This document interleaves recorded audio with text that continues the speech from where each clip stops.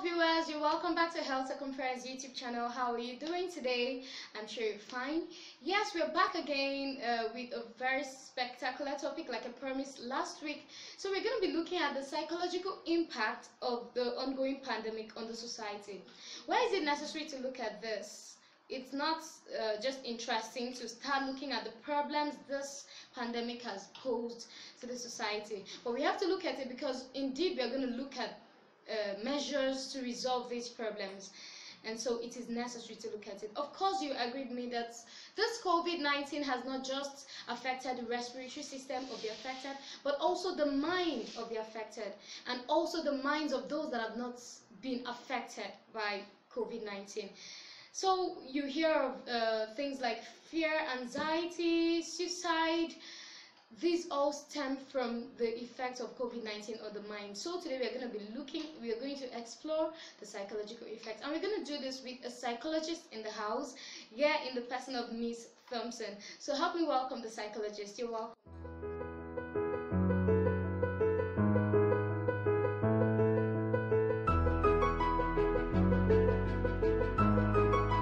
Alright, thank you very much, Nurse Mary. Thank you, Health Circumference fan, for having me today. It's actually a huge opportunity and a privilege, and I'm super excited about it. Happy to have you. Thank you for having me here. All right, today we have a very important topic to discuss, and that has to do with the psychological impact of COVID-19. You can attest to it that it actually has a psychological impact. So what are these psychological impacts? Psychological impact has to do with the effects caused by either environmental or biological factors on individual social or psychological aspects of life. So this COVID-19, what is it all about? It is actually a disease, coronavirus, that was discovered in China last year, December 2019 precisely. That's why it's called COVID-19. So this disease, within a short period of time, this shortest period of time, has spread all across the globe.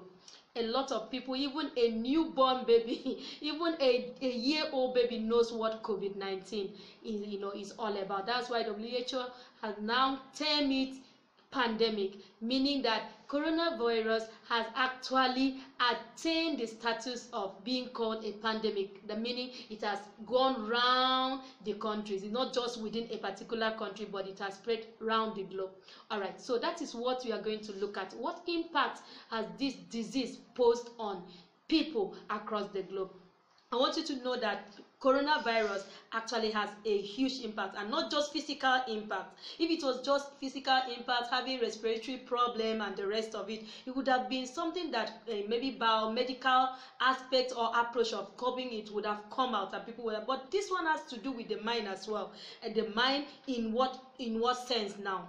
For instance, anxiety. A lot of people are now anxious, and they are exposed that they are just anxious about everything. They are anxious whether they will contract the infection, the virus. They are anxious whether they will be able to survive. Whether the country will run into a recession. Whether everything will happen. They are just anxious. People are just anxious over all whatnot, and this has led to so many people. Many people have actually committed suicide. For instance, in the case of the finance minister of Germany and of SS State, Mr. Thomas Skiver was said to commit suicide. His body was found on a railway, on Sunday 29th of March 2020, and he committed suicide. What actually had led to him committing suicide? Skiver is said to be someone that loves his people. He has been a finance chief for over 10 years, close to 10 years, if not above 10 years. And then he was even he got to a point that he was being found to be worthy to take over the place of the next premier if he actually want to stand election. It was that important. It was that relevant to his country. But what happened? He died. He died prematurely. He was just 54 years old. And what led to that? He used to come out from time to time, according to the reports from the media of SS State, that used to come out to encourage the public on how to cope with the crisis, that he would render help at one point, so that they wouldn't have any problem. But he died. He committed suicide. one of the reasons that led to him committing suicide, according to the report, is that Skiva was worried, saddled with considerable levels of worries. He was anxious, he was worried over how he would be able to cope with rendering help to the masses, rendering help to a large number of population that will be able to benefit in the course of this pandemic. So clearly it was found out that he couldn't cope with it and he had to commit suicide. He committed suicide on that Sunday morning. So this is one of it. Anxiety is bad. There is also issue of phobia. There's issue of lies. There's issue of all manner of people are afraid of so many things. People are now exposed to all manner of fears, and then information lies. People are now presenting the information. Many people said it has reached this country when it has not even reached. Okay, some even falsify the figures, say it is this amount, and then people are now going into panic, and then they are afraid of so many things. So this is it. Yes, coronavirus is real, but we need to lay aside anxiety. We need to lay aside all other things to be able to function effectively. One of the problems also posed by coronavirus is the issue of stress. You and I can attest to it that we are actually experiencing stress. We experience stress because these are events we are now being expected to do what we were not used to before. Remember that a stress is any event that makes poses as a stressor, brings a stressor toward, makes an individual to be excessively stressed. And once you can't cope with this stressful event or the stressors, you giving into stress, and this stress can lead to insomnia, because some people would think and they can't sleep, they can't eat. Of course, it will lead to eating disorder, either bulimia nervosa, that's eating excessively, or not eating at all because of loss of appetite, which is anorexia nervosa. These are all the psychological problem posed by this sickness, by this disease, which was not there. Another part of it is depression. Very important.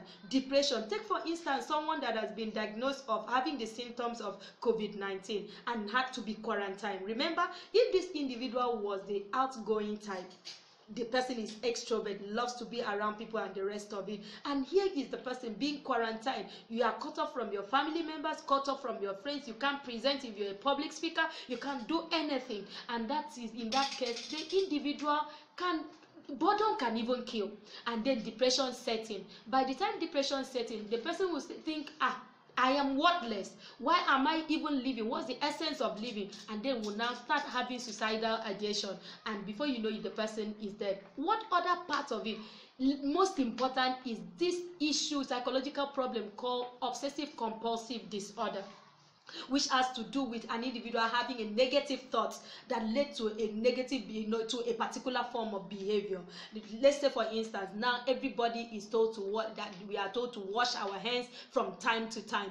Then individual can now develop OCD and start washing hands over and over again. Maybe in his thoughts he said, I just touched a table, maybe that place was infected by this virus. Now go back and be washing of hands, and this can lead to actually PTSD. That's the